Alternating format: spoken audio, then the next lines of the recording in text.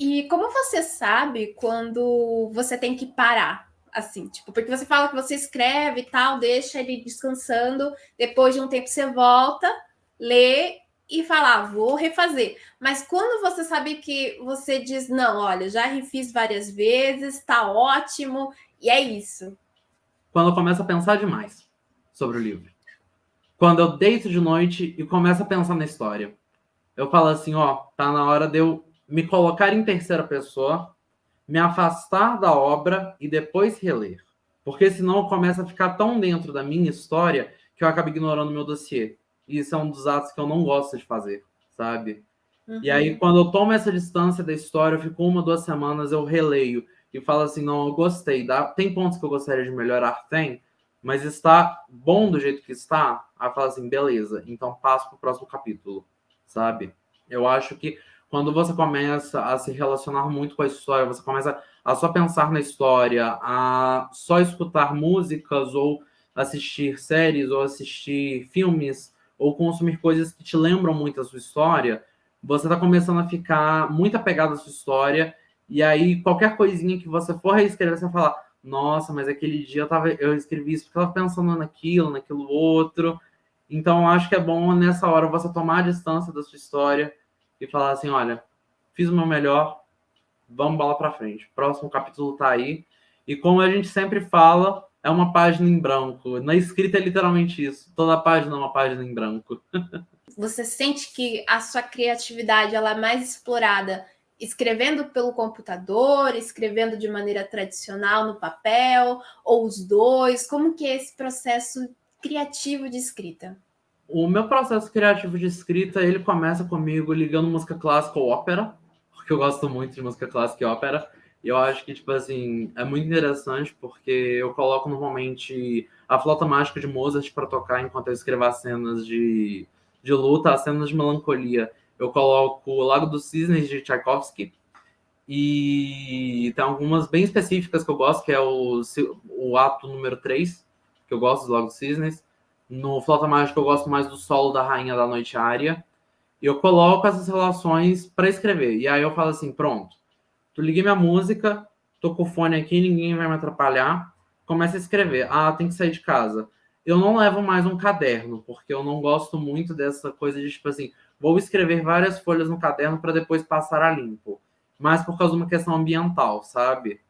Então eu Uhum. pego mais o celular mesmo, né? Que a gente tem essa facilidade hoje, e fico digitando, sabe? Que é mais uma questão de, tipo assim, de. Mas antigamente, claro, antigamente eu tinha meus livrinhos, né? Meus dossiês eram escritos no tradicional, os mapas eram feitos no tradicional, mas agora, com o avanço da internet, com o avanço de todas essas tecnologias e também com o avanço também da crise climática e ambiental que a gente está vivendo, a gente tem que fazer algumas escolhas.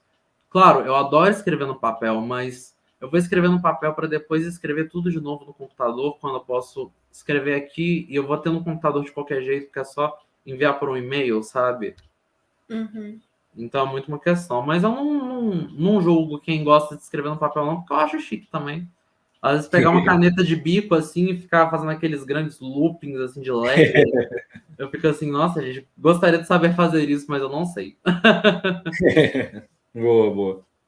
E uma dúvida que a gente vê bastante dos furritos aí no fandom, aí eu acho que você pode falar melhor. O que você acha sobre a criação da história e dos personagens? Você acha que criar os personagens está condicionado a você ter primeiro a história? Ou ele surge ali conforme você for pensando na história? Até para você dizer como é que foi a experiência mesmo de você escrevendo os mini-contos, né? Então, eu acho que se fosse eu falando antes de eu ser professor, eu falaria, não, você escreve a história e depois o personagem. Mas quando eu comecei a lidar com alunos e lidar com diferentes tipos de pessoas, histórias, eu percebi que você cria a sua história. Às vezes você acorda com a história pronta e aí você precisa do personagem. Às vezes você acorda com o personagem pronto e precisa da história, sabe?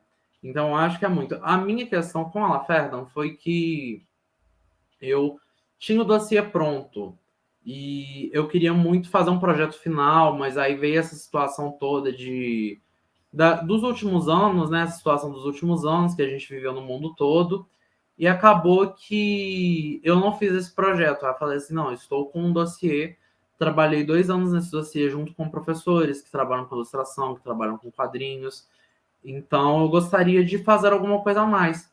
Então meio que eu já tinha fechado essa história na minha cabeça. O processo dos mini contos, ele foi muito mais emocional, sabe? Eu pensei assim, vou escrever de uma forma emocional, apaixonada pelo que eu amo, pelo meu trabalho.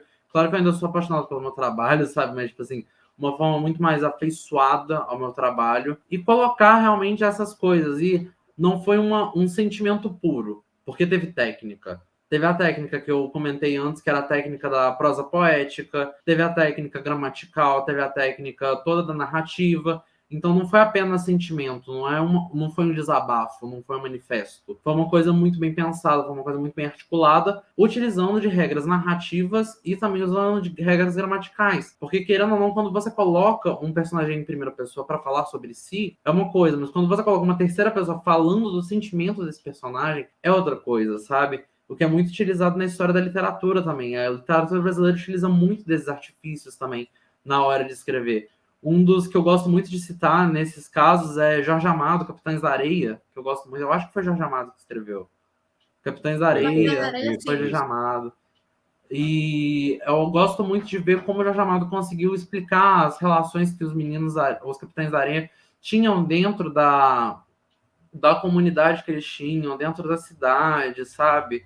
E eu pego muitas essas referências da literatura. Eu acho que é muito importante a gente saber que é uma reciclagem também, sabe? Não tem como você escrever apenas sentimentos, senão só você vai entender. Só você vai compreender aquilo que está sendo escrito. E o objetivo da escrita para o comércio é você escrever para que outras pessoas consigam consumir também.